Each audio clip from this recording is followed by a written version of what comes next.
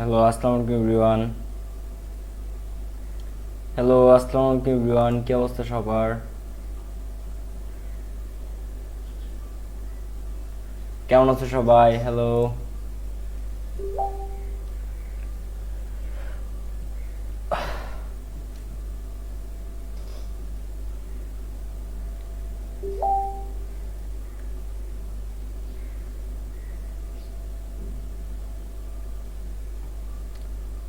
ওকে,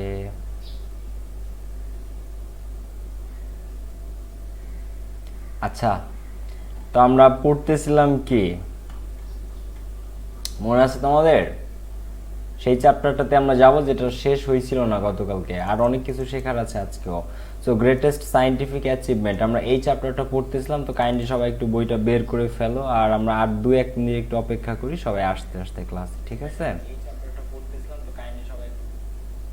greatest scientific achievement এটা আমরা পড়তেছিলাম। এই যে lesson 1, some of the greatest scientific achievement of the last 50 years, গত 50 বছরের বিখ্যাত কিছু এবং বা গ্রেটেস্ট ব্যাপক আকারে মহৎ যে বৈজ্ঞানিক অর্জনগুলো আমাদের, সেটা আমরা পড়তেছিলাম। এটা হচ্ছে পেজ নাম্বার 17। কত পেজে? 17 পেজ।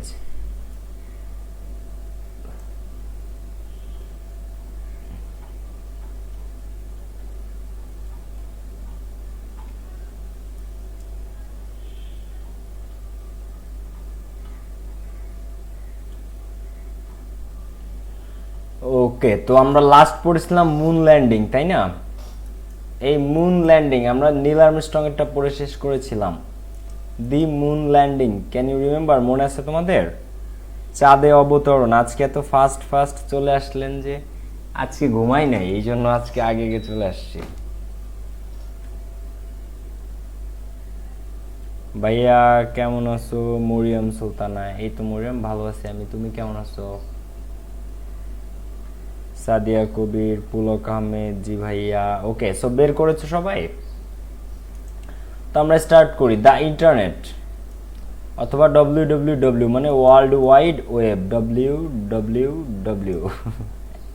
এটা কিন্তু ডব্লিউ হয় নাই, আমরা একটু ভালোভাবে দেই, তাই না? W world wide web. তো দেখো, the app, the ARPANET, the first internet, মানে দ্য অরপানেট এটা ছিল প্রথম ইন্টারনেট, ওয়াজ ইনভেন্টেড আবিষ্কৃত হয়। ইনভেন্টেড মানে কি?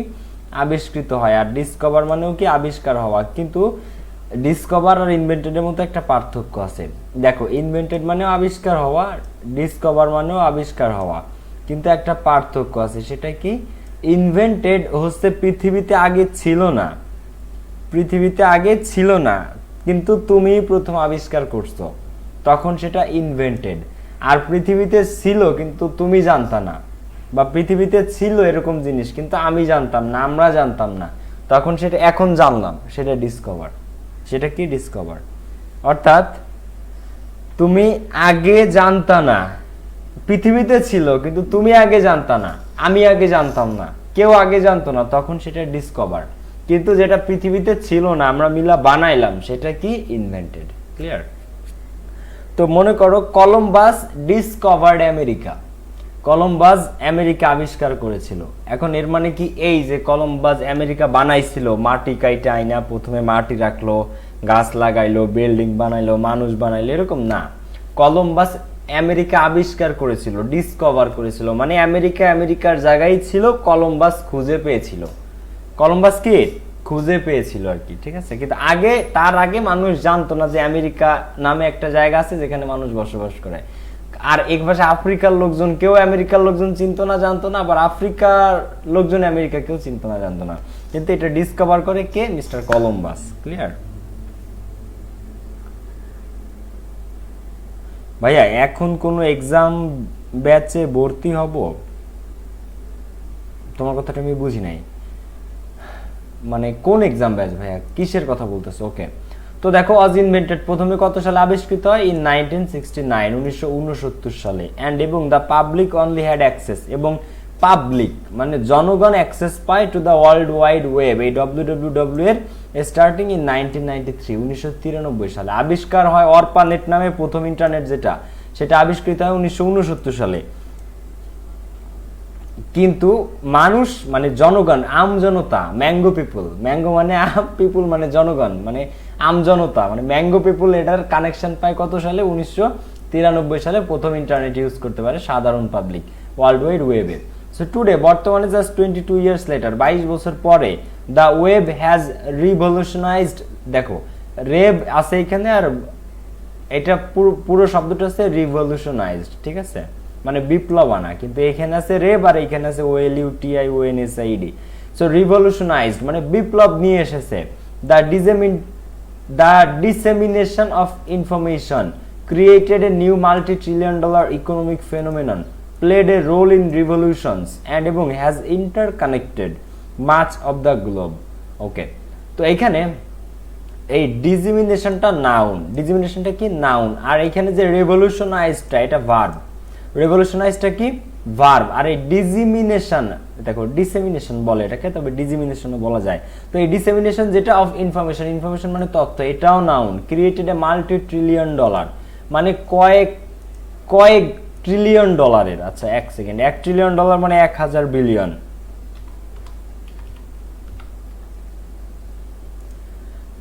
দেখো, তো এখানে বলা হয়েছে যে এই যে ইন্টারনেট সাধারণ পাবলিক হাতে পাইছে 1993 সালে, তো জাস্ট 22 ইয়ার্স লেটার, তো 22 বছর পরে এসে এই ইন্টারনেট হ্যাজ রিভলিউশনাইজড, এটা বিপ্লব ঘটিয়ে ফেলেছে দ্য ডিসেমিনেশন অফ ইনফরমেশন, তথ্যের প্রচারে। এই ডিসেমিনেশন মানে সম্প্রচার করা, পাবলিশড করা, প্রচার করা, পাবলিশ, ঠিক আছে, পাবলিশ, রিলিজ অফ ইনফরমেশন, তথ্য প্রচারে। Created a new $multi-trillion company, সৃষ্টি করেছে কয়েকটি বা অনেক ট্রিলিয়ন ডলারের, বহু ট্রিলিয়ন ডলার, মাল্টি মানে বহু, অনেক, সো বহু ট্রিলিয়ন ডলারের ইকোনমিক ফেনোমেনন, অর্থনৈতিক ঘটনা ঘটিয়েছে internet. Played a role in revolution, এবং প্লেড এ রোল, ভূমিকা পালন করেছে, প্লেড এ রোল ভূমিকা পালন করেছে ইন রেভলিউশন, বিপ্লবে, অ্যান্ড এবং হ্যাজ ইন্টারকানেক্টেড এবং সংযুক্ত করেছে মাচ অফ দ্য গ্লোব, এই পৃথিবীর মানে মাচ অফ দ্য গ্লোব, বেশিরভাগ অংশকেই সম্পূর্ণ মানে সংযুক্ত করেছে, ইন্টারকানেক্টেড মানে আন্তঃসংযোগে স্থাপন করেছে, মাচ অফ দ্য গ্লোব, এই পৃথিবীর বেশিরভাগ অংশে। ডিসেমিনেশন মানে প্রচার, ইনফরমেশন মানে তথ্য, ক্রিয়েটেড মানে সৃষ্টি করা, নিউ $multi-trillion, দেখো 1000 মিলিয়নে 1 ট্রিলিয়ন, 1000 মিলিয়নে 1 বিলিয়ন, আর এরকম 1000 বিলিয়নে 1 ট্রিলিয়ন, বোঝা গেছে? পৃথিবীতে ট্রিলিয়নিয়ার আছে মাত্র 1 থেকে 2 মানুষ, বিলিয়নিয়ার আছে অনেক, বিলিয়নিয়ার আছে অনেক, কিন্তু ট্রিলিয়নিয়ার আছে 1 থেকে 2, অনেক কম, ঠিক আছে, হাতে গোনা, তাও তারা ইলিগালি, লিগালি $1 ট্রিলিয়ন ইনকাম করা যায় না। ওকে, তো দেখো আমরা ইন্টারনেটের এই যে ইয়াগুলো, এটা আরেকবার দেখি, কারণ এই পরের লাইনটা থেকেই কোয়েশ্চেন আসছে এবার। তো দেখো, তো the web has revolutionised the dissemination of information, তো এই যে আমাদের যে ওয়েবটা www-টা, এটা রিভলিউশনাইজ করেছে, এটা বিপ্লব এনে দিয়েছে দ্য ডিসেমিনেশন অফ ইনফরমেশন, তথ্যের প্রচারে। Created a new $multi-trillion economic phenomenon, এবং সৃষ্টি করেছে $multi-trillion, বহু ট্রিলিয়ন ডলারের বা অনেক ট্রিলিয়ন ডলারের অর্থনৈতিক ঘটনা, ফেনোমেনন মানে ঘটনা বা বিষয়। এরপরে played a role in revolution, ভূমিকা রাখছে কোথায়? বিপ্লবে, অ্যান্ড এবং হ্যাজ ক্রিয়েটেড, ইন্টারকানেক্টেড এবং এটা সংযুক্ত করেছে মাচ অফ দ্য গ্লোব, বিশ্বের বেশিরভাগ অংশকে, সম্পূর্ণ বিশ্বকে না, মাচ অফ দ্য গ্লোব, বেশিরভাগ অংশকে। Okay, so it has also made it possible for all people, তো it has also made it possible, তো এটা সম্ভব করেছে ফর পিপুল, মানুষের জন্য, অল ওভার দ্য প্ল্যানেট, সমস্ত গ্রহের, মানে প্ল্যানেট মানে গ্রহ, এই সম্পূর্ণ পৃথিবীর, টু রিচ আউট, পৌঁছানোর, অ্যান্ড টাচ সামন এবং কাউকে স্পর্শ করা। তো এই ইন্টারনেট জিনিসটাই সম্ভব করেছে, যে ইট has also made it possible, এটাই সম্ভব করেছে for people all over the planet, এই সারা গ্রহের, এই পুরো পৃথিবীর মানুষকে, টু রিচ আউট, একজন আরেকজনের কাছে পৌঁছানোর, অ্যান্ড টাচ সামন এবং কাউকে স্পর্শ করা। এখন টাচ মানে ফিজিক্যালি যে তাকে টাচ করা না, টাচ মানে হচ্ছে এই কমিউনিকেশনের কথা বলছে, এই যে তুমি এখানে, তোমার হাজবেন্ড বা তোমার ওয়াইফ থাকে বাইরে, তুমি এখান থেকে তার সাথে কথা বলতে পারতেছো, তোমার আমেরিকান ফ্রেন্ড, তোমার বন্ধু চীনে পড়তে গেছে, তার সাথে কথা বলতেছো, তোমার যা হচ্ছে না হচ্ছে, কোথায় কি হচ্ছে, সব তুমি এখান থেকে দেখতে পারতেছো। আমেরিকায় কি হয়েছে, বোমা হামলা, ওইখানে কি হয়েছে, আফগানিস্তানে কি হয়েছে, ভারতে কি চলতেছে, পাকিস্তানে কি চলতেছে, মানে কি মিগে হিতে গানের নায়িকা কিরা, গান গাইছে কে সব তুমি জানো, তাই না? শ্রীলঙ্কান মেয়ে, কত বছর বয়স, A to Z। তো এটা সম্ভব করছে কে? World wide web. তো এখানে এই কথা বলা হয়েছে যে কারো কাছে তুমি পৌঁছাইতে পারবে এন্ড টাচ সামান, এবং কাউকে কি টাচ করতে পারবা, ঠিক আছে? এটা বোঝায় আর কি। ওকে, তো এর মাইক্রোচিপ আমাদের লাগবে না, বেকার। আর আমরা আরেকটা জিনিস কি আছে এখানে একটু দেখি, কি কি ফাস্ট কমিউনিকেশন স্যাটেলাইট, এটা আমরা পড়ছি কালকে।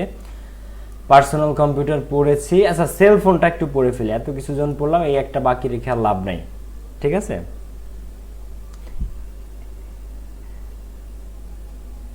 আচ্ছা দেখো, ওকে,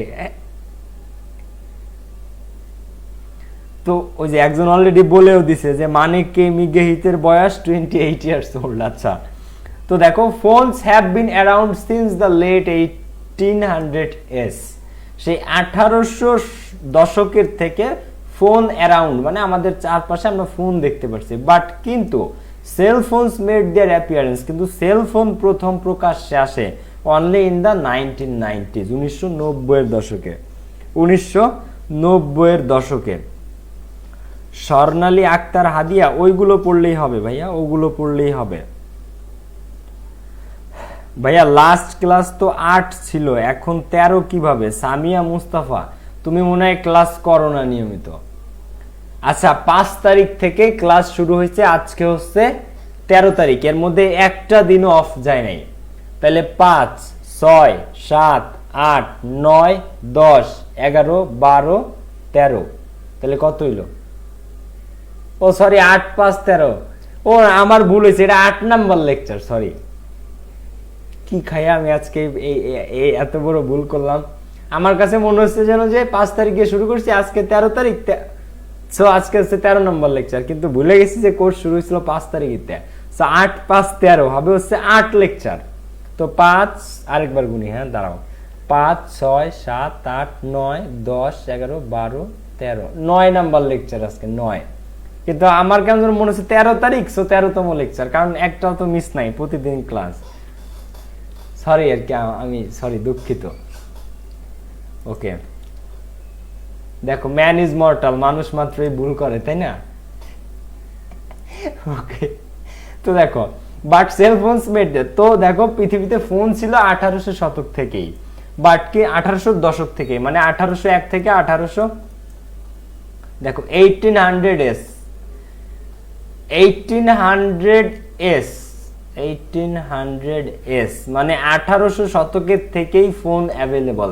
বাট কিন্তু সেল ফোন যেটা ছোট, যে মুঠো ফোন যেটা, মেড দেয়ার অ্যাপিয়ারেন্স মানে সামনে আসা, দৃশ্যে আসা, চেহারা নিয়ে মানে সামনে আসা। তো দেখো, তো এই সেল ফোন আমাদের সামনে আসে অনলি ইন দ্য 1990s, 90 এর দশকে। টুডে, বর্তমানে, বাই সাম এস্টিমেটস, তো কিছু অনুমানের দ্বারা বলা যায় যে মোর দেন 100 মিলিয়ন পিপুল ইন বাংলাদেশে 100 মিলিয়নের বেশি লোক, মানে 10 কোটির বেশি লোক, এবং মোর দেন 4.6 বিলিয়ন ওয়ার্ল্ড ওয়াইড, এবং বিশ্বে 4.6 বিলিয়নের বেশি মানুষ ওয়ার্ল্ড ওয়াইড, মানে বিশ্বব্যাপী হ্যাভ মোবাইল ফোনস, তাদের আছে কি মোবাইল ফোন। তো anything that is useful and spread so fast has to be considered one of the greatest inventions of all time. তো এনিথিং, যে কোনো কিছু, দ্যাট ইজ ইউজফুল, যেটা কি উপকারী, ইউজফুল একটা কি অ্যাডজেক্টিভ, যেটা উপকারী, অ্যান্ড স্প্রেডস, এবং ছড়িয়ে পড়ে, এটা কি ভার্ব। সো ফাস্ট, এতটাই দ্রুত, that has to be considered, তো যে কোনো কিছু যা খুবই উপকারী হয় এবং স্প্রেডস এবং ছড়িয়ে পড়ে, সো ফাস্ট, এতটাই দ্রুত, তো সেটাকে হ্যাজ টু বি কনসিডার্ড, সেটাকে বিবেচনা করতে হবে one of the greatest invention of all time, সর্বকালের মানে সেরা একটা উদ্ভাবন হিসেবে তাকে বিবেচনা করতে হবে। অর্থাৎ যে কোনো কিছু যদি সেটা উপকারী হয়, অ্যান্ড স্প্রেড সো ফাস্ট, এবং যদি এত দ্রুত ছড়িয়ে পড়ে, তাহলে বুঝতে হবে সেটা one of the greatest invention, তাহলে বুঝতে হবে সেটা সর্বোচ্চ একটা উদ্ভাবন বা গ্রেটেস্ট, মহৎ একটা আবিষ্কার অফ অল টাইম, সর্বকালের। তো জাস্ট 2 ডিকেডস অ্যাগো, তো মাত্র 2 দশক আগে, ইন বাংলাদেশে ইভেন এমনকি landlines are difficult to obtain, মাত্র 2 বছর আগে, 20 বছর আগে ল্যান্ডলাইনের যে ফোনগুলা were difficult to obtain, obtain মানে অর্জন করা, অবটেইন মানে কি অর্জন করা, গেইন করা, অ্যাভেলেবল হওয়া। সো মাত্র 2 দশক আগেও বাংলাদেশের ল্যান্ডলাইন পাওয়াটাও ডিফিকাল্ট ছিল। ল্যান্ডলাইন পাওয়াটাও কি, ল্যান্ডলাইনের ফোন, ওই যে কানে এভাবে নিয়ে কথা বলতে হয়, ঠিক আছে, ওই যে, সো ওই ল্যান্ডলাইনের ফোন নাম্বার পাওয়াটাও, ল্যান্ডলাইন পাওয়াটাও ডিফিকাল্ট ছিল। আর লেট অ্যালোন মোবাইল ফোন, আর মোবাইল ফোন তো অনেক দূরের কথা, লেট অ্যালোন মানে চিন্তা করা যায় না এমন বা তো দূরের কথা, সো মোবাইল ফোন তো অনেক দূরের কথা। সো টুডে বর্তমানে people from all social strata use cell phones. তো সোশ্যাল স্ট্রাটা মানে সামাজিক শ্রেণী, সামাজিক স্তর বিন্যাস বলে, এটা আমাদের রাষ্ট্রবিজ্ঞান বিভাগেও শেখায়, মানে আমার ডিপার্টমেন্টে আমরা এই সোশ্যাল স্ট্রাটা, সামাজিক শ্রেণী বিন্যাস, সমাজের স্তর এগুলো নিয়ে পড়াশোনা করি, নিম্ন শ্রেণী, মধ্যম শ্রেণী, উচ্চ শ্রেণী এগুলো নিয়ে। সো টুডে বর্তমানে people from all social strata, তো বর্তমানে সমস্ত শ্রেণীর মানুষ ইউজ সেল ফোনস, ব্যবহার করে এই মুঠোফোন। ফ্রম স্ট্রিট ভেন্ডর্স, রাস্তার বিক্রেতা থেকে শুরু করে to business executive, business executive পর্যন্ত মানে ব্যবসায়ের সর্বোচ্চ ব্যক্তি পর্যন্ত। In luxury cars, in luxury cars মানে লাক্সারি বিলাসবহুল গাড়িতে বসে। অ্যান্ড এবং ফ্রম ভিলেজার্স টু আরবানাইটস, এবং ভিলেজার্স, এবং ভিলেজার্স গ্রামবাসী থেকে শুরু করে আরবানাইটস পর্যন্ত। আরবানাইটস মানে যারা শহরে বাস করে তাদেরকে আরবানাইট বলা হয়। তো দেখো, তো রাস্তার বিক্রেতা থেকে বা ফুটপাতের স্ট্রিট ভেন্ডার্স মানে ফুটপাতের বিক্রেতা থেকে শুরু করে বিজনেস এক্সিকিউটিভ পর্যন্ত ইন লাক্সারি কারের মধ্যে বসে তারা মোবাইল ব্যবহার করে। এবং ফ্রম ভিলেজার্স গ্রামবাসী থেকে শুরু করে টু আরবানাইটস পর্যন্ত, শহরে বসবাসকারী পর্যন্ত। সিন্স মে 2015 2015 সাল থেকে বাংলাদেশ যোগদান করে it's south Asian neighbours India 862 million and Pakistan 122 million on the list of countries with 100 million or more mobile phone users. তো 2015 সালের মে থেকে, ঠিক আছে, Bangladesh joined it's south Asian neighbours. তো বাংলাদেশ 2015 সালের মে থেকে অংশগ্রহণ করে সাউথ এশিয়ান, আমাদের দক্ষিণ এশিয়ার প্রতিবেশী দেশগুলোর মধ্যে ইন্ডিয়াতে আছে 862 million mobile phone user, Pakistani আছে 122 মিলিয়ন, মানে ভারতে হচ্ছে 86 কোটি, ভারতে কত 86.862 মিলিয়ন মানে 86.2 CR মানে 86 কোটি 20 লাখ। আর 122 মিলিয়ন মানে 12 কোটি 2 লাখ পাকিস্তানে। আর on the list of countries with 100 million or more mobile users, তো ওই কান্ট্রির ওই যে লিস্টটাতে ওইখানে আরো আছে with 100 million 100 million or more mobile phone users, আরো বেশি 100 মিলিয়ন বা তারও বেশি মোবাইল ফোন ইউজার। তো এই যে লিস্ট এগুলাতে বাংলাদেশও অংশগ্রহণ করেছে। ভারতে কত 862 মিলিয়ন, পাকিস্তানে 122 মিলিয়ন, আর আমাদের দেশ আল্লাহর রহমতে কত 100 মিলিয়ন, ঠিক আছে, আমরাও পিছায় নাই। তো the other countries on the list, তো অন্য যেসব কান্ট্রি দেশগুলো আছে এই লিস্টে আর সেগুলো হচ্ছে চায়না 1 বিলিয়ন ইউজার, চায়নার আছে কত 1 বিলিয়ন ইউজার, 1 বিলিয়ন ইউজার, ঠিক আছে। রাশিয়ার আছে, ব্রাজিলের আছে, and United states, Indonesia, Japan, Germany, the Philippines and Nigeria এদেরও আছে, ঠিক আছে এই লিস্টে, মানে এদেরও কি আছে এত বেশি মানে মোবাইল ফোন ইউজার্স আছে আর কি। ভাইয়া আমার এখনো ফোন নাই, সাইবার ক্যাফে বসে ক্লাস করছি, ও মাই গড, আল্লাহ তোমাকে আর্থিক সচ্ছলতা দান করুক। ওকে, তো আমাদের এই জিনিসটা এখন পড়তে হবে কোশ্চেনগুলো। Find out the meaning of the following words, এই যে ওয়ার্ডসগুলো আছে এগুলোর মিনিং খুঁজে বার করো, then make sentences with them, তারপর এগুলা থেকে সেন্টেন্স তৈরি করো। বিলিয়ন মানে কত আছে আমি একটু বলি, দেখো 10 লাখ, ঠিক আছে, সমান সমান 1 মিলিয়ন 1 M, 10 লাখে কত 1 M 1 মিলিয়ন। আর 1000 মিলিয়নে 1000 M কত 1000 মিলিয়নে কত, আমি এটা একটু ইংলিশে দেই। আর 1000 মিলিয়নে কি 1 বিলিয়ন, 1 বিলিয়ন, ঠিক আছে, ক্লিয়ার। আর এটা কিন্তু ডলারের হিসাবে, বাংলাদেশি না, এটা কিন্তু ইউএসডি মানে ইউএস ডলারের হিসাবে। ইউএস ডলারের একটা চিহ্ন আছে না, যে এস দিয়ে মাঝখানে এরকম টান, সেটা কিন্তু ইউএস ডলারের হিসাবে 10 লাখে 1 মিলিয়ন আর 1000 মিলিয়নে। এখন বাংলাদেশি 10 লাখ মানে আবার তুমি মিলিয়নিয়ার না, বাংলাদেশি ইউএস $1 সমান সমান বাংলাদেশের 8 কোটি টাকার মতো, ঠিক আছে, 8 কোটি 50 লাখ টাকার মতো। সো বাংলাদেশি তুমি যদি 8 কোটি বা 9 কোটি টাকার মালিক হও তাইলে তুমি একজন মিলিয়নিয়ার, ঠিক আছে। বাংলাদেশি 10 লাখ টাকা থাকলে তাইলে তো আমি কিছু না। ওকে, তো চলো আমরা এখন এটা প্র্যাকটিস করি। মোবাইল ফোন নাই বলে কেউ মন খারাপ করে না, ঠিক পাবা একদিন। হ্যাঁ আসলে ওকে, তো আমরা এখন এটা একটু প্র্যাকটিস করি, ঠিক আছে। দেখো এখানে কি কি আছে। আরবানাইট মানে যিনি শহরে বাস করেন, এটা নিয়ে সেন্টেন্স মেক করা তোমাদের কাজ, আমি মিনিংটা বলে দেই, তারপরে না পারলে কালকে আমাকে বইলো। এরপরে ইমপ্লান্ট, ইমপ্লান্ট কি শরীরের কোনো একটা অঙ্গ প্রত্যঙ্গ প্রতিস্থাপন করা, কিডনি, লিভার, চোখ, এই জিনিসগুলা কি করা, মানে ইমপ্লান্ট করা, দেহে প্রতিস্থাপন করা। আচ্ছা পিক, এই পিকু বা পিক, এই পিক মানে কি এটা তো আমি জানতাম। তো এই পিক মানে হচ্ছে উৎসাহ জাগিয়ে তোলা, কাউকে আনন্দ দেয়, কাউকে একটু মানে ধরো যে এনার্জেটিক করে তোলা আর কি, ঠিক আছে, কাউকে ইন্সপায়ার করা, মোটিভেটেড করা, পিক। ক্লিয়ার? খাদিজা আফরিন ভুল কথা বলতেছো, 100 কোটিতে 1 বিলিয়ন না, 1000 মিলিয়নে 1 বিলিয়ন। তুমি গুগলে সার্চ করো a billion equal to how millions, এটা সার্চ করো, বা এ বিলিয়ন ইকুয়াল টু এটা দিলেই চলে আসবেন, এটা লিখে সার্চ করো। তো পিকু মানে কি কাউকে উৎসাহ জাগিয়ে তোলা, ইমপ্লান্ট মানে কোনো কিছু শরীরে, হ্যাঁ পিকু একটা অ্যাপ। আচ্ছা ইমপ্লান্ট মানে কি শরীরে কোনো কিছু প্রতিস্থাপন করা, ট্রান্সপ্লান্ট, সরি ইমপ্লান্ট মানে শরীরে কোনো একটা কিছু মানে দেয়া, ধরো তোমার কিডনি নাই বা একজনের কিডনি নাই, আইফোন কিনতে যে কিডনি একটা বেঁচে ফেলছে, পরে এখন দেখা যাচ্ছে কিডনি ছাড়া বাঁচতেছে না, পরে আবার ওই আইফোন বিক্রি করে আবার কিডনি একটা বসানো লাগতেছে। তো কিডনি যেটা বসাইলো ওইটা হচ্ছে ইমপ্লান্ট করা। ইমপ্লান্ট মানে রোপণ করা, এক কথায় চারা রোপণ করা। এখন চারা তো না, মানুষের দেহে আর কি কোনো কিছু রোপণ করা।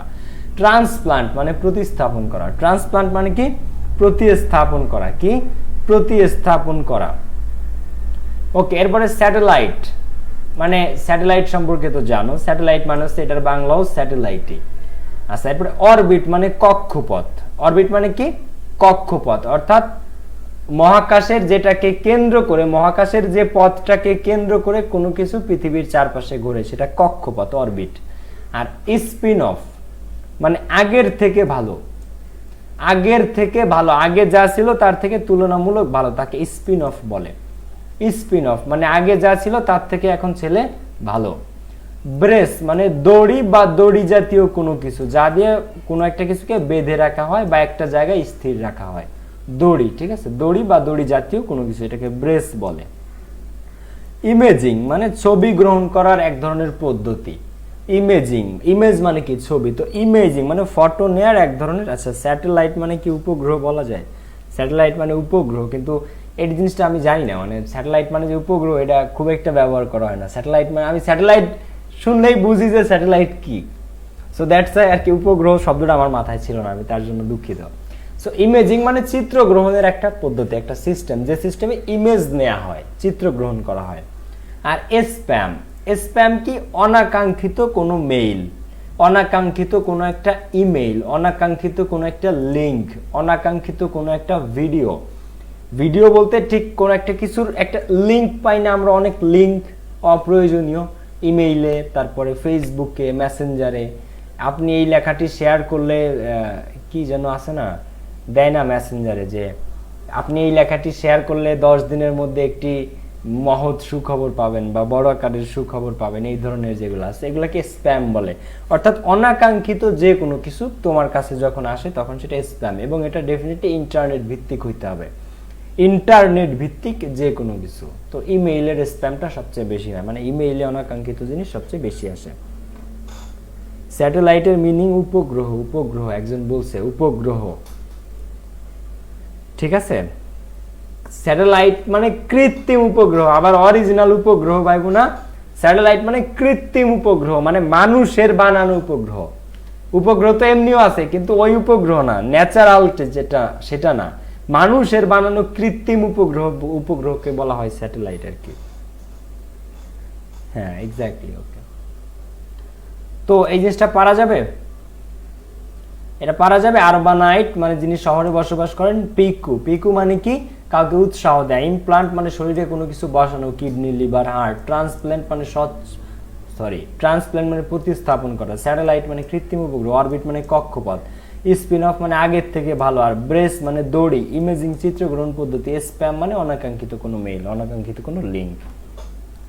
ওকে, তো আমরা এখন এই পাঁচটা আমাদেরকে করতে হবে। এখানে কি আছে? হাউএভার মানে কি যাই হোক, মানে কি যাই হোক।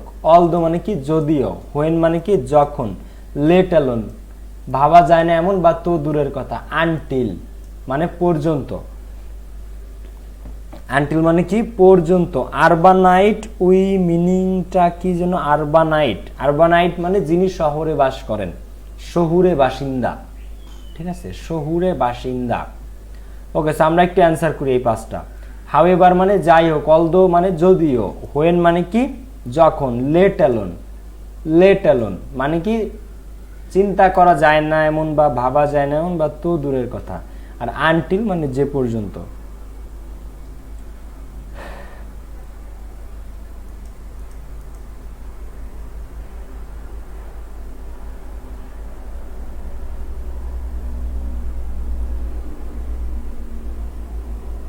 বিশ তারিখের পরে কি ক্লাসগুলো দেখা যাবে না? সুলতান মাহমুদ, অবশ্যই দেখা যাবে। ওকে, এরপরে দেখো একজন আমারে কিভাবে অপমান করলো, বলছে যে দড়ি লেখাটা সুন্দর ছিল। আচ্ছা, থ্যাংক ইউ ভেরি মাচ জান্নাতুল জারিয়া। না, তুমি অবশ্য ভালোভাবেই বলছো। ওকে, অপমান করে নাই, ও অ্যাকচুয়ালি ভালোভাবে বলছে, কিন্তু আমার কাছে মনে হলো যে খোঁচা মারলো হাতের লেখা দেখা। তো television sets are not widely available. So television set ব্যাপক আকারে সহজলভ্য ছিল না। Dash the end of the second world war. দ্বিতীয় বিশ্বযুদ্ধের পূর্ব পর্যন্ত এত বেশি টেলিভিশন সেট পাওয়া যেত না। Television sets were not widely available. Dash the end of the second world war. তো দ্বিতীয় বিশ্বযুদ্ধের পূর্ব পর্যন্ত কি টেলিভিশন সেট এতটা অ্যাভেলেবল ছিল না। তো এখানে আমরা কি দিব? কি দিব বলো? কি আছে এখানে? হোয়েন দেয়া যায়? হোয়েন দ্য এন্ড না। হাউএভার দেয়া যায় না। অলদো না। লেট অ্যালোন না। আনটিল। কি হবে? Until. So until the end of the second world War. এটা কিন্তু আমি তোমাদের পড়াইছিলাম। Until the end of the second world War. Until the end of the second world War. আমাদের বিদায় অনুষ্ঠান করবেন না ভাইয়া? করব করব করব, অবশ্যই করব। এবং এটা স্পন্সর করবে কারা জানো? জাতিসংঘ। ঠিক আছে, জাতিসংঘ এটা স্পন্সর করবে। এরপরে আমরা বিশাল পর্দায় মানে বঙ্গবন্ধু ইন্টারন্যাশনাল কনফারেন্স সেন্টারে যাইয়া বিশাল পর্দায় আমাকে দেখা যাবে। তোমরা জয়েন করবা, এক একজন বক্তব্য দিবা, মনে হবে সংসদে দাঁড়ায়। এইভাবে আমরা বিদায় অনুষ্ঠান করব অনলাইনে। ঠিক আছে। The 10th of July 1962। 1962 সালের 10 July marked the birth of satellite communication. এটাকেই ধরা হয় এই স্যাটেলাইট কমিউনিকেশন অর্থাৎ স্যাটেলাইট যে যোগাযোগ পদ্ধতিটা সেটার জন্ম হিসেবে 1962 সালের 10 জুলাইকে ধরা হয়। Dash the Telestar satellite was sent to the space. যখন টেলিস্টার স্যাটেলাইটটাকে প্রথম মহাকাশে পাঠানো হয়। যখন 1962 সালে, এটা একটা সময়কে বোঝাচ্ছে, যখন টেলিস্টার স্যাটেলাইট প্রথম মহাকাশে পাঠানো হয়। সো কি হবে? হোয়েন। কি হবে এখানে? When the Telestar satellite was sent to the space. 20 years ago, 20 বছর আগে mobile phones were not easily available. 20 বছর আগে মোবাইল ফোন বাংলাদেশে অত বেশি অ্যাভেলেবল ছিল না। Dash fixed phone. আর ফিক্সড ফোন তো দূরের কথা। ফিক্সড ফোন 20 বছর আগে বাংলাদেশে মোবাইল ফোনই অ্যাভেলেবল ছিল না। Dash fixed phone. আর ফিক্সড ফোনের কথা তো চিন্তাও করা যায় না, বা ফিক্সড ফোন তো দূরের কথা। So 20 years ago mobile phones were not easily available in Bangladesh dash fixed phone। কি হবে? let alone fixed phone। তো ফিক্সড ফোনের কথা তো চিন্তাও করা যায় না। Clear? The first patient implanted with an, প্রথম যে রোগীটা ছিল ইমপ্লান্টেড, যার দেহে লাগানো হয়েছিল অ্যান আর্টিফিশিয়াল হার্ট, একটা কৃত্রিম হৃদয়, প্লাস্টিকের হার্ট যার বডিতে লাগানো হয়েছিল, সারভাইভ, সে বেঁচে ছিল অনলি 112 ডেজ, মাত্র 112 দিন। কয়দিন বেঁচে ছিল? মাত্র 112 দিন, মানে 4 মাসের কাছাকাছি। Dash it remarked a huge progress in the field of heart transplantation. তবে যাই হোক ইট মার্কড, এটা স্মরণীয় হয়েছিল এ হিউজ প্রোগ্রেস, একটা মানে ব্যাপক, হিউজ মানে ব্যাপক, প্রোগ্রেস মানে উন্নতি, একটা ব্যাপক মানে উন্নতি হিসেবে এটাকে দেখা হচ্ছিল in the field of heart transplantation. Heart মানে হৃদয় প্রতিস্থাপনের ক্ষেত্রে, মানে মানুষের হার্ট প্রতিস্থাপনের ফিল্ডে ক্ষেত্রে এটাকে একটা মার্কড, চিহ্নিত করা হয়েছিল এই হিউজ প্রোগ্রেস, একটা ব্যাপক উন্নতি হিসেবে। সো মানুষটা 112 দিন বাঁচলেও যাই হোক এটা ছিল একটা অন্যতম প্রোগ্রেস, বা এটা ছিল একটা ব্যাপক প্রোগ্রেস। সো হাউএভার কি, হাউএভার মানে যাই হোক, ইট marked a huge progress in the field of heart transplantation. Dash the internet has revolutionized the means of communication globally. It has invited some hazards too. তো ইন্টারনেট হ্যাজ রেভলিউশনাইজ, তো internet বিপ্লব এনেছে the means of communication, যোগাযোগ মাধ্যমে, যোগাযোগের উপায়গুলোতে, globally বৈশ্বিকভাবে। Dash it some invited some hazards too, কিন্তু এটা কিছু বিপদও নিয়ে এসেছে, কিন্তু এটা কিছু বিপদও নিয়ে এসেছে। সো ইন্টারনেট হ্যাজ রিভলিউশনাইজড, রিভলিউশনাইজড কি ভার্ব, এটা বানানটা দেখে রাখো, স্পেলিংটা ইম্পর্টেন্ট। সো বিপ্লব আনা, বিপ্লব নিয়ে এসেছে ইন্টারনেট যোগাযোগের ক্ষেত্রে বৈশ্বিকভাবে পুরোপুরি। বাট কিন্তু, বা ইট হ্যাজ ইনভাইটেড, এটা আমন্ত্রণ জানিয়েছে সাম হ্যাজার্ডস টু, কিছু সমস্যারও। তো এখানে কি হবে, দো, কি হবে, দো।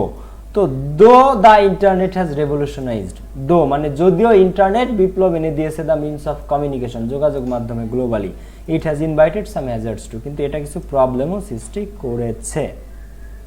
বোঝা গেছে ব্যাপারটা? ক্লিয়ার নাকি ক্লিয়ার না?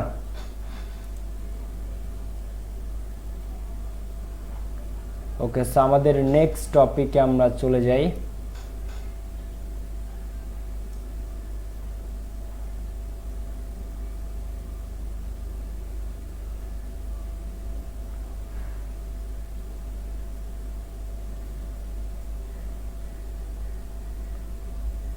কোনটা পড়বো ভাইয়া? মিনস্টার মানে কি? দেখো মিনের তিনটা মিনিং আছে, তিনটা, MEAN, মিন। প্রথম কথা, মিন মানে অর্থ করা, মিন মানে কি, অর্থ করা বা বুঝানো, মানে এটার কি অর্থ, হোয়াট ডাজ ইট মিন, এটা কি বুঝায়। দ্বিতীয়ত মিন মানে কি, উপায়, দ্বিতীয়ত মিন মানে কি, উপায়, উপায়। বাই অল মিনস মানে যে কোনো উপায়, বাই অল মিনস একটা ফ্রেজ মানে কি, যে কোনো উপায়। আবার 3 নাম্বার অর্থটা মিন মানে ছোট লোক, মিন মানে কি, ছোট লোক, ছোট লোক। বোঝা গেছে? তো কয়টা অর্থ মিনিং এর? 3টা। মিন মানে অর্থ, মিন মানে উপায়, মিন মানে ছোট লোক। ঠিক আছে?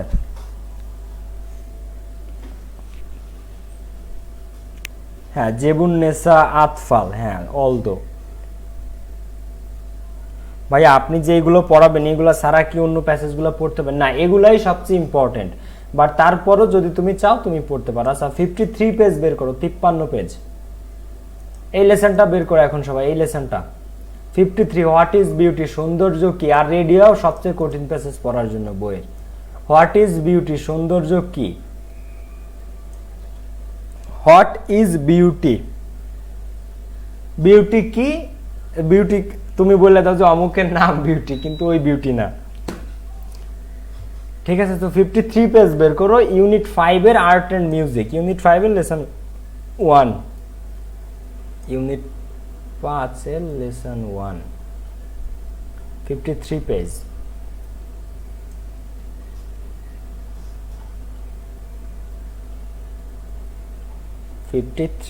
কোথায় তুমি ভাইয়া? Page number 53। Okay, so this is beauty, most important, VVI। কেমন তারা দাগ হইল রে? Okay, so what is beauty, lesson 1টা ভেরি ভেরি ইম্পর্টেন্ট। এরপরের চ্যাপ্টার থেকে কোয়েশ্চেন আসছে, ফক মিউজিক থেকে কোয়েশ্চেন আসছে। ঠিক আছে? হ্যাঁ, তোমার স্যার জিগাইলো বিউটি কি, তুমি বলবো বিউটি আমার বোনের নাম। ওকে, হ্যাঁ, জেবুন নেহা আতফাল, মিন্স মানে সামর্থ্য বোঝায়। হ্যাঁ, রাইট, ইউর রাইট আপু, মিন্স মানে সামর্থ্য বোঝায়, কারো সামর্থ্য থাকা। বিউটি মানে ফর্সা না, বিউটি মানে ফেয়ার অ্যান্ড লাভলি না। ওকে, সো এটা খুবই ইম্পর্টেন্ট আর খুবই কঠিন, খুবই ইম্পর্টেন্ট আর খুবই কঠিন। তো তোমাকে একটু সাবধানে মন দিয়ে বুঝতে হবে। ঠিক আছে? Okay, so what is beauty? Beauty মানে কি সৌন্দর্য। বিউটি কোন পার্টস হচ্ছে? বিউটিটা নাউন। বিউটিটা কি নাউন। বিউটি মানে কি সৌন্দর্য। বিউটি মানে কি সৌন্দর্য। আর এটার ভার্ব ফর্ম কি? বিউটির ভার্ব ফর্ম কি? Beautify, BEAUTIFY, beautify. বিউটিফাই এটা কি ভার্ব, এটা কি ভার্ব। আর এটার অ্যাডজেক্টিভ কি? এটা সবাই পারে। কে কে বলতে পারো? বিউটি এর নাউন ফর্ম তো বিউটি, এর verb form beautify, verb form কি বিউটিফাই। আর এটার অ্যাডজেক্টিভটা কি? এটা প্রত্যেকের পারা উচিত। Okay, so beauty is easy to appreciate. তো সৌন্দর্যের প্রশংসা করা সহজ, বাট ডিফিকাল্ট টু ডিফাইন। কিন্তু সৌন্দর্যকে ডিফাইন করা, সৌন্দর্যকে সংজ্ঞায়িত করা কঠিন। হ্যাঁ, কাজী ইশতিয়াক আমিন সঠিক উত্তর। জেবুন্নেসা আটফাল, তোমার অ্যান্সারগুলো খুব ভালো লাগছে, সঠিক উত্তর। বিউটিফুল, বিউটিফুল যারা উত্তর করছে সবার উত্তর সঠিক। তো beauty is easy to appreciate. Appreciate মানে কি প্রশংসা করা। তো সৌন্দর্যের প্রশংসা করা সহজ, বাট কিন্তু ডিফিকাল্ট টু ডিফাইন, কিন্তু এটার সংজ্ঞায়িত করা খুবই কঠিন। সৌন্দর্য কি? আমি তোমাকে বললাম সৌন্দর্য কি, তুমি কি বলবা? সৌন্দর্য কি? সৌন্দর্য কি তুমি বলো তো? সৌন্দর্যের কোনো সংজ্ঞা আছে? না, আছে না, কিন্তু আছে কিনা আমরা একটু পরে জানতে পারবো। তো সৌন্দর্যকে অ্যাপ্রিসিয়েট করা সহজ, কিন্তু সৌন্দর্যকে ডিফাইন করা কঠিন। অ্যাজ উই লুক অ্যারাউন্ড, আমরা যখন চারপাশে তাকাই, উই ডিসকভার বিউটি, আমরা সৌন্দর্যকে দেখতে পাই। ইন প্লিজারেবল অবজেক্ট, বিভিন্ন আনন্দের বস্তুগুলোর মধ্যে। অ্যান্ড সাইট, এবং বিভিন্ন আনন্দের দর্শনগুলোর মধ্যে। ইন নেচার, প্রকৃতিতে। In the laughter of the children, শিশুদের হাসির মধ্যে আমরা সৌন্দর্য দেখতে পাই। ইন নেচার, প্রকৃতির মধ্যে দেখতে পাই। In the kindness of stranger, আগন্তুক ব্যক্তিদের দয়ায়, অপরিচিত ব্যক্তিদের দয়ার মধ্যে আমরা কি দেখতে পাই? সৌন্দর্য দেখতে পাই। কি দেখতে পাই? সৌন্দর্য। ভাইয়া এখান থেকে আসছিল? না না, এর পরের লেসন থেকে, ফক মিউজিক থেকে আসছিল, যেটা পড়ানো হয়েছে। Okay, so beauty is easy to appreciate. তো সৌন্দর্যকে, এটা আমরা বুঝলাম যে সৌন্দর্যকে অ্যাপ্রিসিয়েট করা সহজ, কিন্তু ডিফাইন করা কঠিন। তো আমরা যখন চারপাশে তাকাই, উই ডিসকভার বিউটি, আমরা সৌন্দর্যকে আবিষ্কার করি। প্লিজারেবল অবজেক্ট, প্লিজারেবল মানে আনন্দদায়ক, আনন্দদায়ক অবজেক্ট, আনন্দদায়ক বস্তুর মধ্যে। অ্যান্ড সাইটস, এবং আনন্দদায়ক দর্শনের মধ্যে। সাইটস মানে দর্শন, তোমার চোখে যা আসে আর কি। তো ইন নেচার, এটা কোথায় দেখি? প্রকৃতির মধ্যে আমরা সৌন্দর্য দেখি। In the laughter of the children, শিশুদের হাসির মধ্যে আমরা সৌন্দর্য দেখি। এখানে শিশু না, বেসিক থাকেরই থাকে। In the kindness of strangers, এরপরে কি? আমরা আগন্তুক ব্যক্তিদের দয়ার মধ্যেও সৌন্দর্য দেখি।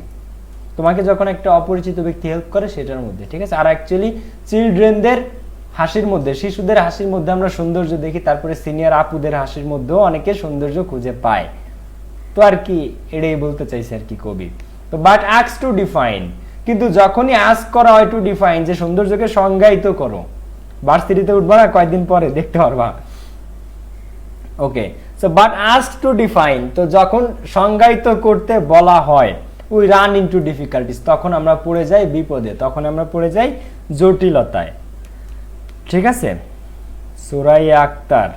ওকে, দেখো, বাট আস্ক টু ডিফাইন, যখন ডিফাইন করতে বলা হয়। আচ্ছা ঠিক আছে, তুমি তো সৌন্দর্য সিনিয়র আপুদের হাসির মধ্যে সৌন্দর্য পাও, কিন্তু সৌন্দর্যের একটা সংজ্ঞা দাও যে সৌন্দর্য কি।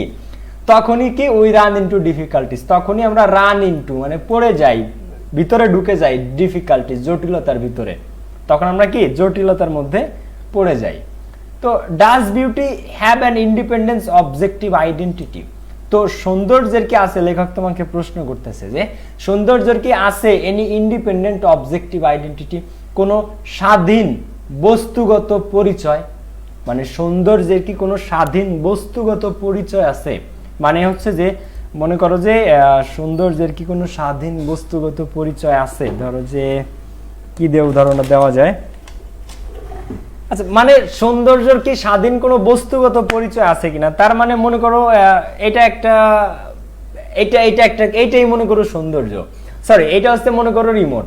তো সৌন্দর্য কি এরকম কিছু, এরকম স্বাধীন একটা জিনিস যার একটা বস্তুগত পরিচয় রয়েছে, যে এরকম সৌন্দর্যেরও 8টা বাটন থাকে, সৌন্দর্যের একটা ডিসপ্লে থাকে, সৌন্দর্য 5 ইঞ্চি 8 ইঞ্চি 10 ইঞ্চি লম্বা হয়, এরকম কিছু আছে না। তো সৌন্দর্যের কথা বলা হয়েছে, লেখক তোমাকে জিজ্ঞাসা করতেছে যে সৌন্দর্যের কি এরকম ইন্ডিপেন্ডেন্ট বস্তুগত কোনো পরিচয় রয়েছে কিনা, মানে সৌন্দর্য কি এমন কিছু যা ধরা যায়, বস্তুগত কিছু না। ঠিক আছে, ওকে, তো ইজ ইট ইউনিভার্সাল? সুন্দর, আবার তোমাকে লেখক প্রশ্ন করতেছে, আচ্ছা সৌন্দর্য কি সার্বজনীন, মানে সৌন্দর্য কি সব জায়গায় আছে, সারা পৃথিবীর সবকিছুর মধ্যে কি সৌন্দর্য আছে, আর অথবা is it dependent on our sense of perception, নাকি এটা ডিপেন্ডেন্ট অন, নাকি সৌন্দর্য নির্ভরশীল on our sense of perception, আমাদের উপলব্ধির জ্ঞানের উপরে। এখন সৌন্দর্য কি সার্বজনীন, নাকি সৌন্দর্য নির্ভর করে আমাদের উপলব্ধি জ্ঞানের উপরে, মানে আমরা জিনিসটা কিভাবে পারসেপশন করি, কিভাবে আমরা উপলব্ধি করি, সেই জিনিসটার উপর সৌন্দর্য ডিপেন্ড করে। এটা লেখক তোমাকে প্রশ্ন করতেছে, এই যে কিন্তু তোমাকে বেসিক্যালি বোঝাচ্ছে যে সৌন্দর্যটা কি। আসলে সৌন্দর্য কি আমাদের উপলব্ধির, মানে আমাদের উপলব্ধি যে জ্ঞানটা সেটার মধ্যেই সৌন্দর্য থাকে। তো এরপর দেখো, does it lie in the I of the বিহোল্ডার, নাকি এটা যে দেখে তার চোখের মধ্যে থাকে। লাই ইন মানে নিহিত থাকা, তো নাকি সৌন্দর্য নিহিত থাকে in the I of the বিহোল্ডার, বিহোল্ডার, behold মানে তাকানো, আর বিহোল্ডার মানে যে তাকায়, নাকি সৌন্দর্য থাকে যে তাকায় তার চোখের মধ্যে, যে তাকায় তার চোখের মধ্যে। ঠিক আছে, তো উই আস্ক আওয়ারসেলভস, আমরা নিজেদেরকে প্রশ্ন করি। তো এ ফার্দার ডিফিকাল্টি অ্যারাইভস, তো আরো বেশি জটিলতা চলে আসে, অ্যারাইজেস মানে উঠে, মানে আরো জটিলতা উঠে আসতেছে। তো আরো বেশি ডিফিকাল্টি, জটিলতা অ্যারাইজেস উঠে আসে হোয়েন, যখন বিউটি ম্যানিফেস্ট ইটসেলফ, যখন সৌন্দর্য নিজেকে প্রকাশ করে, not only by its presence, শুধুমাত্র এটার উপস্থিতির দ্বারা নয়, বাট বাই ইটস অ্যাবসেন্স, এটার অনুপস্থিতির দ্বারাও। ওকে, তার মানে আরো বেশি জটিলতা কখন আসে, যখন সৌন্দর্য যে শুধু একটা উপস্থিত জিনিসের মধ্যে আছে তা না, যখন অনুপস্থিত জিনিসের মধ্যেও সৌন্দর্য খুঁজে পাই, তখন আরো বেশি জটিলতা চলে আসে।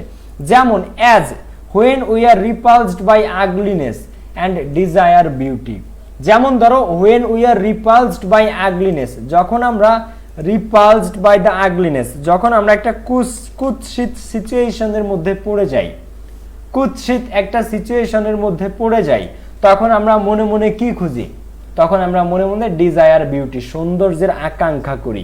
তো এইটা হচ্ছে অনুপস্থিত জিনিসের মধ্যেও সৌন্দর্য খোঁজা। এটা তোমরা বুঝো নাই, আমি আগে থেকেই বলছিলাম যে এটা একটু কঠিন প্যাসেজ, তো আমি বুঝাই দিচ্ছি, মেহু না কোই বাত নেই। দেখো, তো লেখক কি বলছে যে একে তো সৌন্দর্যের সংজ্ঞা দেওয়া কঠিন, এটা আরো কঠিন হয়ে যায় যখন একটা অনুপস্থিত জায়গায়, অনুপস্থিত জিনিসের মধ্যে আমরা সৌন্দর্য খুঁজি। যেমন ধরো we are repulsed by ugliness, যখন আমরা আগলিনেস একটা কুৎসিত সিনারির মধ্যে পড়ে যাই, এই রিপালস মানে নিরাকৃত কোন একটা সিচুয়েশনের মধ্যে তুমি পড়ে গেছো, এন্ড ডিজায়ার বিউটি, এবং তখন তুমি সৌন্দর্যের আকাঙ্ক্ষা করতেছো। ডিজায়ার মানে কি আকাঙ্ক্ষা করা। আচ্ছা, লেট মি ক্লারিফাই। তোমাকে আমি নিয়ে গেলাম কল্যাণপুর বস্তিতে, তোমাকে আমি নিয়ে গেলাম কোথায়, কল্যাণপুর বস্তিতে। সো কল্যাণপুর বস্তিতে নিয়ে যাওয়ার পরে তুমি সেখানে থাকলা, প্রথম আধা ঘন্টা 1 ঘন্টা তোমার কাছে ভালো লাগবে, ভালো লাগবে। আচ্ছা, ও বস্তিতে এরকম ভাবে এতটুক জায়গার মধ্যে মানুষ থাকে, এতটুক জায়গার মধ্যে মানুষ রান্না করে, এতটুক জায়গার মধ্যে মানুষ এটা এটা করে, প্রথম 30 মিনিট ভালো লাগবে, মানে দেখে একটু একটু বিস্ময় ভাবে দেখবা, আর আমি কত সুন্দর জায়গায় থাকি, অথচ দেখো এরা কতটুক জায়গায় থাকে, কিভাবে থাকে এইটুক জায়গার মধ্যে, প্রথম আধা ঘন্টা 1 ঘন্টা। এরপরে যখন একটু সময় পার হচ্ছে, 1.5 ঘন্টা, 2 ঘন্টা, 3 ঘন্টা, 4 ঘন্টা, সময় যত যাবে তোমার মধ্যে আচকাচানি তত বাড়বে, তোমার মধ্যে তত বেশি কি মনে হবে যে এনতে বেরো, পাবেল এনতে বেরো, ভাই এইখানতে বেরো, চলো চলে যাইতে হবে, সাথে যারা নিয়ে চলো নিতে বেরো, আর ভালো লাগবে না। যত সময় যাইতে থাকবে, 4 ঘন্টা, 8 ঘন্টা, 5 ঘন্টা, 7 ঘন্টা, তত তোমার আরো বেশি কি নিজের কাছে সাফোকেটেড লাগা স্টার্ট করবে, যে না না, আই হ্যাভ টু লিভ, আমাকে এখান থেকে বেরোইতে হবে। তো এখন ওই জায়গায় তুমি আগলি সিচুয়েশনের মধ্যে, কুৎসিত পরিবেশের মধ্যে পড়ে গেছো, ওই জায়গায় কোনো সৌন্দর্য নাই, মনে করো নাই, কিন্তু ওই সময় তুমি কেন বাইরে আসতে চাচ্ছ, কারণ বাইরে সৌন্দর্যের মধ্যে আসতে চাচ্ছ, সুন্দর পরিবেশের মধ্যে। তো ওই জায়গায় সৌন্দর্য অনুপস্থিত, কিন্তু তুমি মনে মনে সৌন্দর্যের আকাঙ্ক্ষা করতেছো। তো এই সংজ্ঞাটা আরো কঠিন বলছে লেখক। তো বলতেছে আরো বেশি ডিফিকাল্ট তখন হয়ে যায় যখন যেখানে সৌন্দর্য অনুপস্থিত সেখানেও আমরা কি সৌন্দর্য খুঁজি। বোঝা গেছে? রিপালসড মানে প্রতিহত করা, প্রতিহত করা। তো এইখানে রিপালসড মানে রিপালসড বাই আগলিনেস, মানে আগলিনেস কুৎসিত সিনারি যখন আমাদেরকে প্রতিহত করে, কুৎসিত সিনারি যখন আমাদেরকে প্রতিহত করা বুঝো, মানে বিট করা, কম্পিটিশন করা। সো কুৎসিত সিনারি গুলা যখন আমাদের সাথে মানে প্রতিযোগিতা করতে আসে, দ্যাট মিনস যখন কুৎসিত সিনারি আমাদের মুখোমুখি হয়, মানে আমরা যখন কুৎসিত সিনারিতে ফেসে যাই, তখন আমরা সেইখানে সৌন্দর্য থাকে না, কিন্তু আমরা ডিজায়ার করি, আকাঙ্ক্ষা করি সৌন্দর্যের। বাট কিন্তু যখন when ugliness has as much a place in our lives as beauty or maybe more as when there is widespread hunger and injustice in a society. তো দেখো বাট কিন্তু দেন তখনই ugliness has as much a place in our lives as beauty. তো আমাদের জীবনে ugliness মানে কদর্যতার মানে কুৎসিত জিনিসেরও ঠিক ততটাই স্থান আছে যতটা সৌন্দর্যের। বিউটি এর অ্যানোনিম কি? বিউটি এর অ্যানোনিম কি? সৌন্দর্য। এটার অ্যানোনিম কি? আগলিনেস। তো এই আমাদের জীবনে আগলিনেস যতটা জায়গা দখল করে, সরি, আমাদের জীবনে সৌন্দর্য যতটা জায়গা দখল করে আগলিনেসও ঠিক ততটা জায়গায় দখল করে। সুন্দর কথা। So ugliness has as much a place in our lives as beauty. তো আমাদের জীবনে সৌন্দর্যের যতটা স্থান রয়েছে আগলিনেসেরও ঠিক ততটাই স্থান রয়েছে। আর অথবা মেবি মোর, অথবা তার থেকে বেশি। অ্যাজ যেমন when there is a wide spread hunger and injustice in society. তো আগলিনেস বিউটি যতটা স্থান দখল করে আগলিনেসও ততটাই স্থান দখল করে। আর মেবি মোর, অথবা কখনো কখনো তার চেয়ে বেশি। যেমন ধরো when there is a wide spread hunger, যখন ব্যাপক আকারের হাঙ্গার ক্ষুধা ছড়িয়ে পড়ে, অ্যান্ড ইনজাস্টিস এবং অবিচার অন্যায় ছড়িয়ে পড়ে ইন এ সোসাইটি একটা সমাজে। তো লেখক এইটাকে সবচেয়ে বেশি পরিমাণ আগলিনেস বলছে। লেখকের মতে সবচেয়ে বেশি আগলিনেস কোনটা? যখন হাঙ্গার ব্যাপক হারে ক্ষুধা ছড়িয়ে পড়ে একটা সমাজে, অ্যান্ড এবং ইনজাস্টিস এবং অন্যায় অবিচার যখন ছড়িয়ে পড়ে ইন এ সোসাইটি একটা সমাজে। তো ফিলোসোফার হ্যাভ টোল্ড আস, তো দার্শনিকরা আমাদেরকে বলেছে। ফিলোসোফার্স কি? দার্শনিকরা। Have told us present perfect tense. তারা আমাদেরকে বলেছে দ্যাট যে beauty is an important part of life. তো তারা বলেছে সৌন্দর্য জীবনের একটা ইম্পর্টেন্ট পার্ট, গুরুত্বপূর্ণ অংশ। বাট কিন্তু isn't ugliness A part of life to, কিন্তু কুৎসিত জিনিস কি জীবনের একটা অংশ না? লেখক তোমাকে প্রশ্ন করতেছে যে beauty is an important part of life, সৌন্দর্য জীবনের একটা গুরুত্বপূর্ণ অংশ। বাট কিন্তু isn't ugliness A part of life to, কিন্তু কুৎসিত বিষয়গুলো কি জীবনের অংশ না? অবশ্যই জীবনের অংশ। সৌন্দর্য যেরকম জীবনের একটা অংশ, কুৎসিত বিষয়গুলো অবশ্যই ওরকমই জীবনের একটা অংশ। তো অ্যান্ড এবং if art has beauty as an important ingredient, can it confine itself only to a projection of beauty? Can art ignore what is not beautiful? খুবই গভীরের আলাপ এগুলা, খুবই গভীরের বিষয় এগুলা। তো এরপরে লেখক প্রথমে কি বললো? যে আমাদের জীবনে beauty is an important part, সৌন্দর্য যেমন গুরুত্বপূর্ণ একটা অংশ তেমনি আগলিনেসও জীবনের একটা গুরুত্বপূর্ণ অংশ। অ্যান্ড এবং আর্টের কথা বলছে, এবার শিল্পর কথা বলছে। কি? শিল্প। তো শিল্পতে আমাদের যত রকমের শিল্প আছে, হস্তশিল্প, কারুশিল্প, মুভি ইন্ডাস্ট্রিজ, মিউজিক, যা যা আছে যত রকমের শিল্প আছে। তো ইফ আর্ট হ্যাজ বিউটি, তো শিল্পর মধ্যে যদি সৌন্দর্য থাকে as an important ingredient, ingredient মানে কি? উপাদান, এলিমেন্ট। তো যে কোনো শিল্পে সৌন্দর্য থাকে, যে কোনো শিল্পে কি থাকে? সৌন্দর্য থাকে। তুমি বাংলাদেশ ঢাকা বিশ্ববিদ্যালয়ে, আমাদের ঢাকা ইউনিভার্সিটি চারুকলায় যাবা, সৌন্দর্য কি বুঝতে পারবা। তো দেখো এই শিল্পের মধ্যে সৌন্দর্য যদি একটা উপাদান হয়, মানে সৌন্দর্য সারা শিল্প হয়? হয় না। তুমি একটা জিনিস বানাইলা, দেখো পয়লা বৈশাখে হাতি বানায়, ইলিশ বানায়, কত কিছু বানায় তারা। তো বলতেছে যে সৌন্দর্য যেরকম শিল্পের একটা উপাদান, তাইলে ক্যান ইট কনফাইন ইটসেলফ, তো সৌন্দর্য কি? দেখো can it confine itself only to a projection of beauty, তো শিল্প কি শুধু নিজেকে আবদ্ধ করে রাখতে পারে প্রজেকশন অফ বিউটি, বিউটির একটা প্রকল্প হিসেবে বা বিউটির একটা প্রেজেন্টেশন বা বিউটির একটা উপস্থাপনা হিসেবে?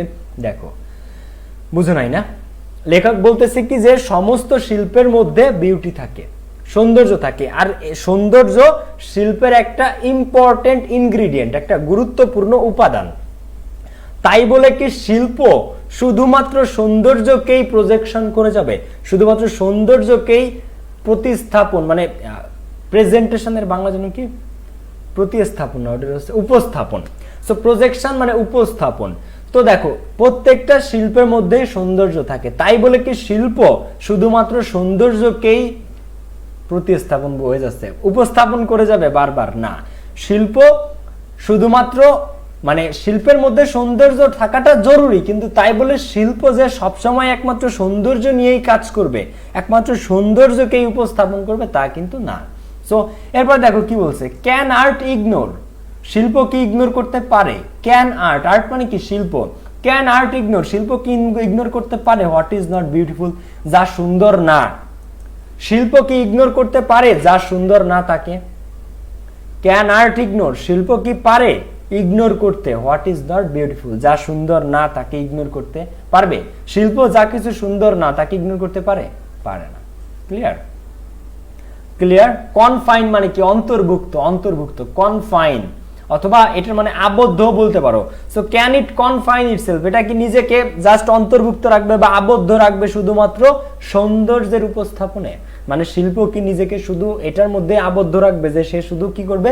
সৌন্দর্যকে উপস্থাপন করবে। আচ্ছা, প্রজেক্টর বুঝো? প্রজেক্টর, প্রজেক্টরের কাজ কি? একটা জিনিসকে মানে সামনে উপস্থাপন করা একটু বড় আকারের। সো ওই প্রজেক্টরের নাউন এই প্রজেকশন। ঠিক আছে? পোয়েটস এন্ড আর্টিস্ট, তো কবিরা এবং শিল্পীরা হ্যাভ প্রোভাইডেড অ্যান অ্যান্সার, তারা অ্যান্সার করেছে, একটা উত্তর প্রদান করেছে। প্রোভাইড মানে প্রদান করা, অ্যান অ্যান্সার, তো তারা উত্তর প্রদান করেছেন by incorporating both into their work. তো কবিরা এবং শিল্পীরা এই দুইটা জিনিসকেই তাদের কাজের মধ্যে মিশ্রিত করে তারা তাদের উত্তর প্রদান করেছে। ইনকর্পোরেটিং বোথ, ইনকর্পোরেট মানে নিয়েছে, সঙ্গে নেয়া, যুক্ত করেছে, বোথ দুইটা জিনিসকে ইনটু দেয়ার ওয়ার্ক তাদের কাজের মধ্যে। মানে কবিরা, সাহিত্যিকরা তাদের কাজের মধ্যে দুইটা জিনিসকেই নিয়েছে, সৌন্দর্যকেও রেখেছে এবং কুৎসিত বিষয়গুলোকেও রেখেছে। ক্লিয়ার? সো পোয়েটস এন্ড আর্টিস্টরা কি করেছে? তার মানে তাদের কাছে কবিরা মনে করে যে দুইটাই সমান, মানে সৌন্দর্য যেখানে থাকবে সেখানে কুৎসিত বিষয় থাকতে হবে। সো এই কারণে ইনকর্পোরেটিং বোথ, দুইটা জিনিসকেই তারা মিশ্রণ করে সংযুক্ত করেছে তাদের কাজে।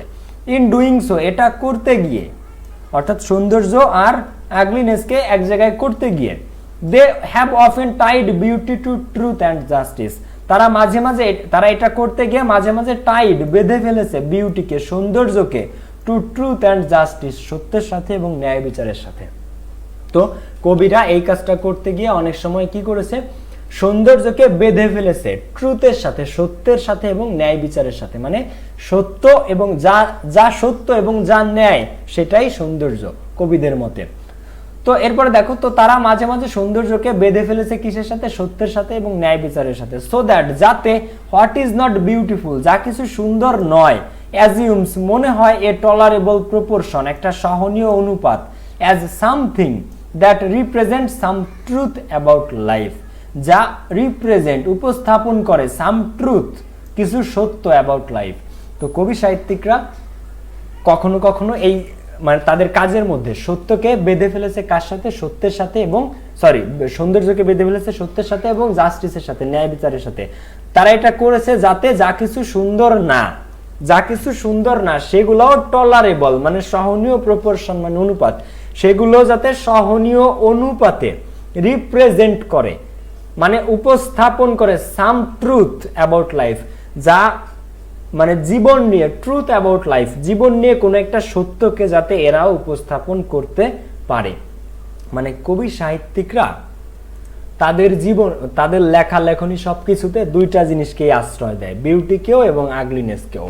তো তারা আগলিনেসকে কেন রাখে? যাতে এটা রিপ্রেজেন্ট করতে পারে ওই সহনীয় অনুপাতে, মানে সত্য যদি 50% হয় তাহলে তার সহনীয় অনুপাতে কুৎসিত বিষয়গুলোও থাকে, যাতে হোয়াট ইজ নট বিউটিফুল, যে জিনিসগুলো সুন্দর না, নট বিউটিফুল, সেই জিনিসগুলোও যাতে রিপ্রেজেন্ট করতে পারে সাম ট্রুথ অ্যাবাউট লাইফ, জীবন নিয়ে কিছু সত্যকে, জীবন নিয়েও কিছু সত্যকে।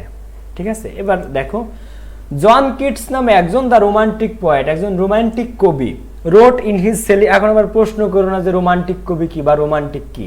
তো জন কিটস দা রোমান্টিক পোয়েট, তো জন কিট একজন রোমান্টিক কবি, তো রোট ইন হিজ সেলিব্রেটেড, তার সবচেয়ে বিখ্যাত বই odd on a Grecian earn, এটা লিখে রাখা একদম 5 স্টার দিয়ে। জন কিটসের একজন রোমান্টিক কবি, সে তার বিখ্যাত লেখা কি? Ode on a Grecian earn.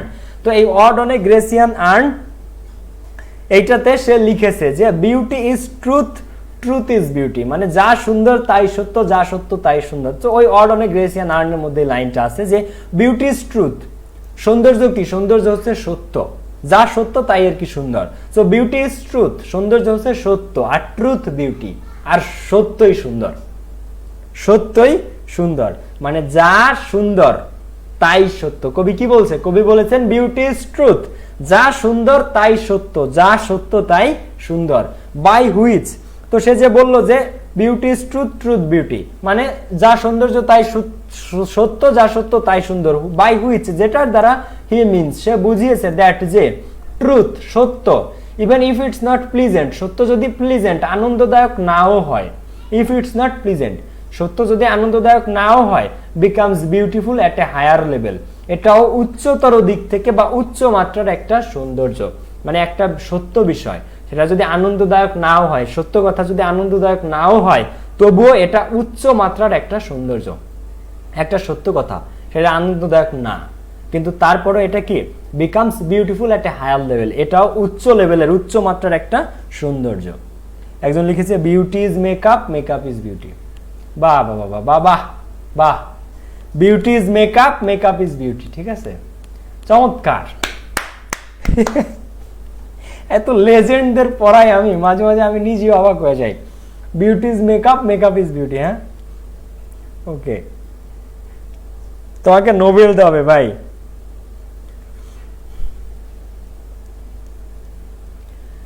দেখো তো, দেখো এখানে কি বলছে, তো সিমিলারলি একইভাবে what is beautiful for ever remains true, তো সেম ভাবে যে জিনিসটা সুন্দর সেটা ফর এভার চিরতরে রিমেইনস ট্রু, সেটা চিরতরে সত্য। যা কিছু সুন্দর সেটা চিরতরে সত্য, যা কিছু সুন্দর সেটা কি চিরতরে সত্য। তো অ্যানাদার মিনিং, অন্য কথা, in the context of Grecian urn, ওই গ্রেসিয়ান আর্ন বইটার কনটেক্সট অনুযায়ী, ওইটার লেখা অনুযায়ী, অ্যান আর্ট অবজেক্ট, একটা শৈল্পিক বস্তু, ইজ দ্যাট হচ্ছে, ট্রুথ ইজ এ, দেখো an art object is that, তো ওই গ্রেসিয়ান আর্নের কনটেক্সট অনুযায়ী an art object is that, তো একটা শিল্পের একটা শর্ত হচ্ছে ট্রুথ। দেখো তো তোমরা একটু খেয়াল করো, এদিকে খেয়াল করো, তো এই গ্রেসিয়ান আর্ট যে বইটা, ওইটার কনটেক্সট অনুযায়ী অ্যান আর্ট অবজেক্ট, একটা শৈল্পিক বস্তু, ইজ দ্যাট হচ্ছে, truth is a condition of art, truth মানে সত্য, ইজ এ কন্ডিশন, সত্য হচ্ছে একটা শর্ত, অফ আর্ট শিল্পের, সত্য হচ্ছে শিল্পের একটা শর্ত। Truth is a condition of art, truth is a condition of art মানে কি, মানে সত্য হচ্ছে সৌন্দর্যের, sorry, truth is a condition of art মানে সত্য হচ্ছে শিল্পের একটা শর্ত। শর্ত বুঝো, যেটা ছাড়া হয় না, মানে সত্য ছাড়া শিল্প হয় না। ট্রুথ ইজ এ কন্ডিশন, সত্য একটা শর্ত, অফ আর্ট শিল্পের। সত্য কিসের একটা, মানে সত্য হচ্ছে শিল্পের একটা শর্ত, মানে যে কোনো শিল্প তার মধ্যে যদি সত্য প্রকাশিত না হয়, সত্য উঠে না আসে, যত মুভিজ, গানস বলছি, যত মুভিজ আছে, মিউজিক আছে, সংস আছে, গান আছে, এই সব কিছু এর মধ্যে যদি সত্য না থাকে, যে কোনো চিত্র অঙ্কন, যে কোনো চিত্রশিল্প, যে কোনো কিছু তার মধ্যে যদি সত্য না থাকে, তাহলে সেটা শিল্প না। আর যে কোনো শিল্প হতে হলে truth is a condition of art, তার মধ্যে অবশ্যই সত্য ফুটে উঠতে হবে, সত্য প্রকাশিত হতে হবে। ওকে, তো আজকে এই পর্যন্তই। আপনারা সবাই ভালো থাকেন, সুস্থ থাকেন, আমার জন্য দোয়া করবেন। আর এই প্যাসেজটা এই পর্যন্তই লাগে, এরপরে আর প্রয়োজন নাই। ঠিক আছে, এই পর্যন্তই লাগে, এরপরে একটা প্যারা আছে, এগুলো তুমি জাস্ট একটু নিজে পড়ে নিতে পারো, অথবা প্রয়োজন নাই। ঠিক আছে, এই truth is a condition of art এই পর্যন্তই আসে। এটা ভাইটাল ইম্পর্টেন্ট, ভাইটাল মানে ইম্পর্টেন্ট, মানে ভাইটাল আর ইম্পর্টেন্ট সিনোনিম, কিন্তু ভাইটাল ইম্পর্টেন্ট মানে ডাবল ইম্পর্টেন্ট, বুঝতে হবে।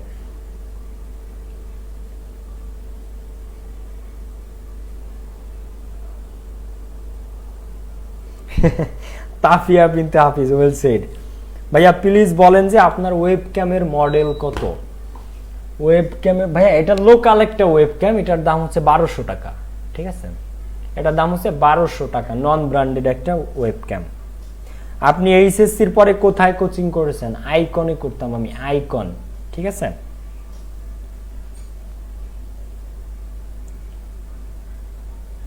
ওকে, আল্লাহ হাফেজ। আবার দেখা হবে সবার সাথে আগামীকালকের ক্লাসে। সেই পর্যন্ত সবাই ভালো থাকো, সুস্থ থাকো। আসসালামু আলাইকুম, আল্লাহ হাফেজ, বাই। আমি এইচএসসির পরে আইকনে কোচিং করেছি। টাটা, আল্লাহ হাফেজ।